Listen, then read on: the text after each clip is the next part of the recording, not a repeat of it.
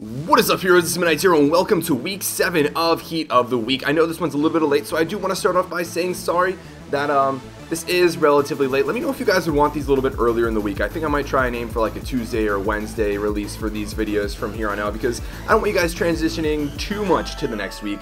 Be already, too into the team builders and looking forward to the next week's matchups too much to the point where you forget about the previous week. But that said, this is Friday, so I hope you haven't forgotten about last week, and if you have, I hope I can bring you back to enjoy all the heat that there was in the previous heat, and there definitely was. But before I get into that, there is one more thing I wanted to say. I did want to say thank you for all of the feedback, especially in the previous video. I want to give a shout out to Professor Willow, who gave me some really cool feedback that I haven't just been able to integrate just yet, but I will be integrating really soon, so you guys have a lot to look forward to. Gonna be hoping to level up the series a little bit, so that should be fun. But anyways, getting into the heat for this week, there was actually quite a bit of heat this week. It's one of the first times in a while that I've had to really think about what I wanted to be in the top 5, and what didn't make the top 5 I will mention as an honorable mention before we get to the heat of the week. So yeah, you got plenty to look forward to. And with that, let's get into the first Pokemon for Heat of the Week. That is going to be number 5. That is going to be COFAGRIGUS from Chris Cobain, coach of the Philadelphia Braveries. I believe making the team's Heat of the Week debut. This COFAGRIGUS isn't too crazy. I mean, what really is pretty cool about it is the Ghostium Z. You don't really see Ghostium Z COFAGRIGUS too often. You don't really see offensive COFAGRIGUS too often. But this is a very offensive Trick Room COFAGRIGUS. The set itself, like I said, isn't too crazy. Max special attack, max HP is pretty smug on standard. But Ghostium Z is not something you see a lot, and Psychic is also not a very common coverage move, I would say, for COFAGRIGUS, but it worked really well in the match. And there were a couple other mons that had, relatively standard sets, and then like one heat move. And I wanted to mention those two, but COFAGRIGUS, out of all those mons, did the most work. Late game, it came in, it set up a Trick Room, it set up a Nasty Plot, and it knocked something out with the Ghostium Z, with the Never-Ending Nightmare, which looks so cool, and then had the chance to use the Psychic for the Keldeo, which is exactly why it was there. Yeah, there isn't really much more to say than that. It did what it was supposed to, and it was pretty cool, and it's a little bit of heat too, so good stuff to Chris Cobain. I also might have a little bit of a sweet spot for COFAGRIGUS.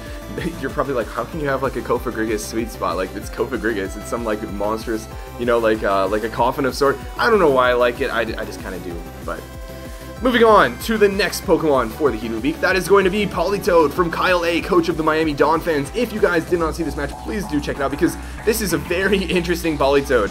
I have never in my life seen a belly drum adamant POLITOED actually do something. I've never seen it actually seriously used in a battle.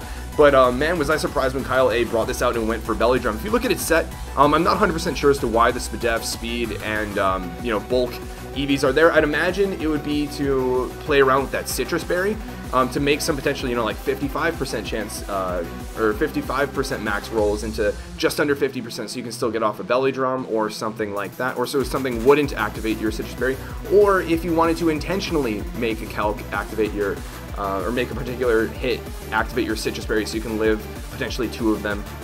I can understand why that sort of bulk would be there for that reasoning. Speed is obviously to speed creep relevant mons, and the attack is to get, the relevant damage calcs. I don't know. When you're adamant and when you're +6 in the rain, your waterfalls are going to be doing a lot, even if it's from a POLITOED, which doesn't have incredible attack, but rain boosted +6 stab waterfalls. What a crazy concept. And Earthquake and Ice Punch are there for coverage. Sadly, in the match, POLITOED only got 1 kill. Granted, that 1 kill was a Gyarados. Straight up OHKO to Gyarados, which is just really cool. Kind of crazy to think about, given that Gyarados has Intimidate. Gyarados is just generally a bulky Pokemon too, and resists the hit. But nope, straight up OHKO. And yeah, it was pretty cool. I was really happy to see this. This is something that I chuckled a bit, and I was glad to see that it worked. So really creative stuff, really cool stuff to Kyle A. Definitely appreciated seeing this, and I hope we got some more interesting stuff coming up in the future. Alright, so moving on to the third Pokemon of Heat of the Week. That is going to be JIRACHI from Papa C, coach of the New York Clinks. Now, as far as the specifics of the EV spread, I'm not 100% sure. I know Papa C is a good coach, and the speed is there to outspeed relevant threats. If you've got some Pokemon you're going up against, high 80 speed tier, low 90 speed tier, you can afford to run something like a Modest Nature. Maybe you don't need all those speed EVs. You can put those EVs into HP, so you can potentially live hits much more effectively.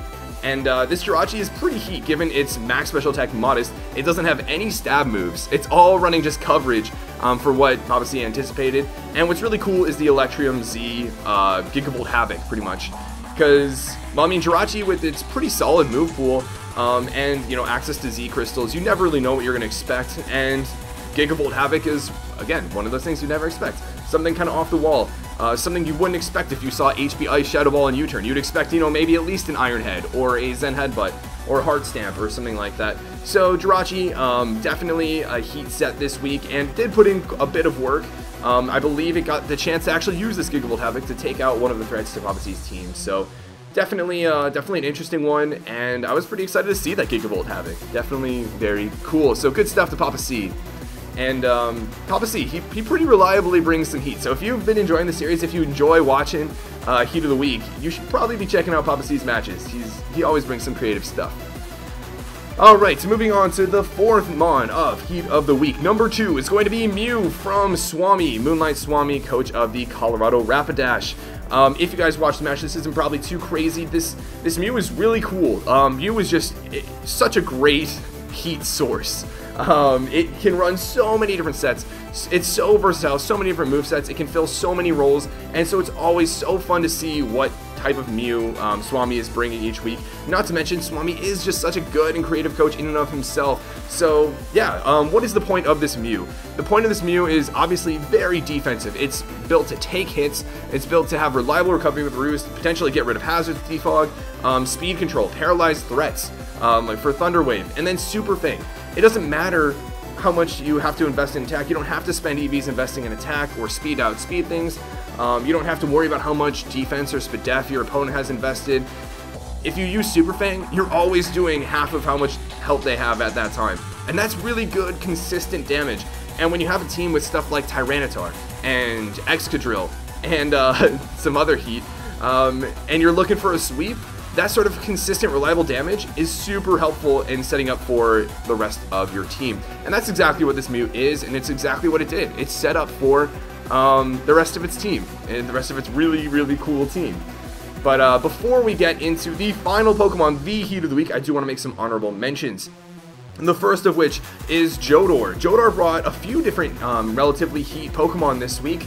He had a really difficult matchup against T-Train, so he ended up bringing a Metal Burst Mega Sableye. It's a very typical physically defensive Sableye, but it had Metal Burst to do a ton of damage to Tapu Fini, which is really neat. It had the chance to go for Knockoff and eventually Sucker Punch to do a little bit of damage, but outside of that, it didn't really come to fruition, which is kind of sad. He also brought Sludge Wave Landorus T, which is always interesting, and he brought an interesting offensive Cryogonal with Water Pulse and Flash Cannon, I believe, so that was pretty neat as well, so good stuff to Jodor. And one other thing I want to mention is another Super Fang user. I believe Kelly, under the radar, brought a physically defensive Nidoqueen with Super Fang, which is something I've never seen before. But sadly, it's something that never got the chance to do anything relatively heat on the battlefield, so couldn't really mention it, especially given that there was another Super Fang Mon that put in a ton of work, which is namely Mew. So yeah, those are some honorable mentions. If you want to check those out, definitely go check out their battles. But enough said, let's get into the final Mon, the last Mon, the Heat of the Week. The Heat of the Week this week is going to be Wishiwashi from Swami, coach of the Colorado Rapidash. If you guys watch all the matches, this is probably not that surprising. Wishiwashi, you never see this thing put in work. It's just not that incredible of a Pokemon, but holy cow, did it put in so much work for Swami. We've got a modest Life Orb special attacking set, Rest Talk with Scald and Ice Beam.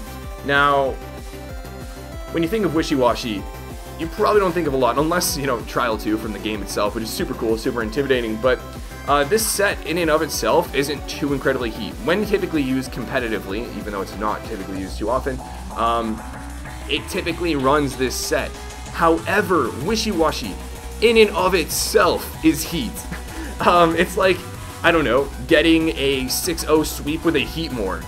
Even though you're using a standard Heatmore set, like, that in and of itself is heat, if you know what I mean. Using Wishiwashi and actually being successful with Wishiwashi is just kind of unseen. So, when Wishiwashi picks up 5 kills in a match against Galactic Elliot, that is quite the feat. What this Wishiwashi did, excuse me, is it put in work early in the game. It got 1 kill, I believe, with Scald. It was getting whittled away, you know, life orb recoil and such. And eventually, Galactic Elliot sent out his Seismitoad with Wishiwashi, I believe, at 7% HP or something like that. And was like, okay, I can get a free late game rocks knowing that whatever attack he hits me with, he's going to die from life orb recoil. And that's when everything went downhill. That's when Wishiwashi clicked rest and then could just start sleep talking these powerful Scalds and Ice Beams. That's when all the fish came back to this lone Wishiwashi and the party started yet again boosting its stats. And that signified the end for Galactic Elliot.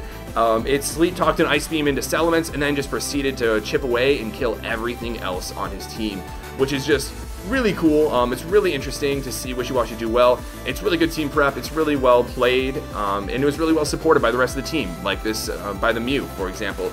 So good stuff to Swami, and congrats on winning another Heat of the Week. Swami, you know, he shows up time and time again. If you guys aren't watching his battles, if you guys are enjoying Heat of the Week and you're not watching Swami's battles, what are you doing? What are you doing? He brings the heat almost every single week, and he's really good at it, so definitely check him out. And yeah, that's all I really have to say. Again, look forward to next week. There are going to be a few little changes to Heat of the Week. I'm going to see what I can do. And of course, I'm always looking forward to your sort of feedback and such. If there was any heat that you thought I missed that I should have mentioned, please do let me know. Each week there are, you know, some pretty cool Pokemon, and I'm interested in hearing what you guys also thought about the heat that I did choose. Would you have ranked it? Would you have ordered it in the way that I did? But either way, I hope you guys enjoyed the episode. But until next week, this has been MidniteZer0, and this mission is complete.